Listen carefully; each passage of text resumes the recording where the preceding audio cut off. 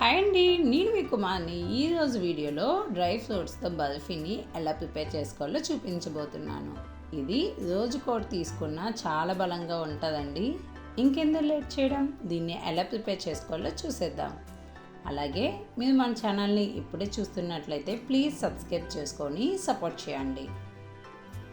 ముందుగా ఖర్జూరం తీసుకొని దీన్ని చిన్న చిన్న ముక్కల్లాగా కట్ చేసుకోవాలండి. చూడండి, ఈ విధంగా కట్ చేసుకొని ఒక మిక్సీ జార్లో వేసుకొని మెత్తగా పేస్ట్ చేసుకోవాలి. ఇప్పుడు స్టవ్ ఆన్ చేసుకొని ఒక ప్యాన్ పెట్టుకోవాలండి. ఇందులో ఒక స్పూన్ నెయ్యి వేసుకొని హీట్ చేసుకోవాలి. ఇందులో కట్ చేసుకున్న కొన్ని జీడిపప్పు ముక్కలు, బాదం పప్పు ముక్కలు, కొన్ని పుచ్చగింజలు వేసుకొని లైట్గా ఫ్రై చేసుకోవాలి. ఇప్పుడు వేగిపోయి కదా, వీటిని ఒక ప్లేట్లోకి తీసుకోవాలి. అలాగే కొన్ని కిస్మిస్ని కూడా వేసుకొని ఫ్రై చేసుకోవాలండి. ఇవి ఫ్రై అయిపోయాక వీటిని కూడా ఒక ప్లేట్లోకి తీసేయాలి. అలాగే కొన్ని నువ్వుల్ని కూడా వేసుకొని లైట్గా ఫ్రై చేసుకోవాలండి.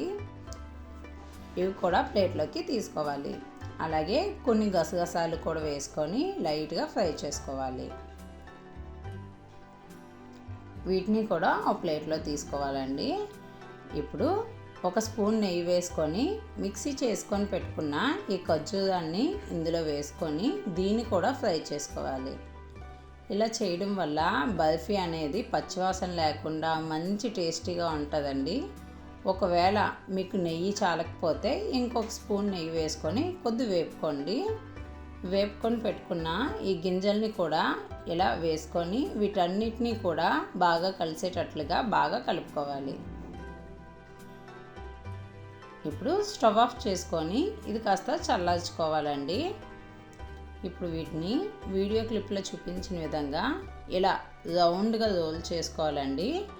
ఇప్పుడు ఒక సిల్వర్ ఫాయిల్ తీసుకొని ముందుగా వేపుకొని కొన్ని గసగసాలు ఇలా ఉంచుకున్నాం కదా, వీటిని ఇలా వేసుకొని ఈ బర్ఫీని ఇందులో పెట్టుకొని ఇలా రోల్ చేసుకోవాలండి. ఈ సిల్వర్ ఫాయిల్తో ఇలా క్లోజ్ చేసుకోవాలి. ఒకవేళ మీ దగ్గర సిల్వర్ ఫాయిల్ లేకపోయినా ప్లాస్టిక్ కవర్ అయినా, లేదంటే బటర్ పేపర్ ఉంటుంది కదా, బటర్ పేపర్ పైన ఇలా యూస్ చేసుకోవచ్చండి. ఇలా క్లోజ్ చేసుకొని ఫ్రిడ్జ్లో ఓ పావుగంట సేపు ఉంచుకోవాలి. పావుగంట తర్వాత చూడండి, ఇది కొద్ది స్టిక్గా అవుతుంది ఈ బర్ఫీ అనేది. ఇప్పుడు మీకు నచ్చిన సైజులో ఇలాగా ఈ సిల్వర్ ఫాయిల్ని తీసేసి ఇలాగా రౌండ్గా ఇలాగా కట్ చేసుకోవాలండి. అంతేనండి, బర్ఫీ అనేది రెడీ అయిపోయింది.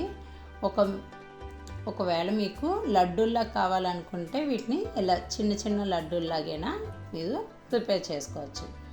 అంతేనండి, డ్రై ఫ్రూట్స్తో బర్ఫీ అనేది రెడీ అయిపోయింది. మీకు ఈ వీడియో నచ్చినట్లయితే ప్లీజ్ సబ్స్క్రైబ్ చేసుకొని సపోర్ట్ చేయండి. Thanks for watching.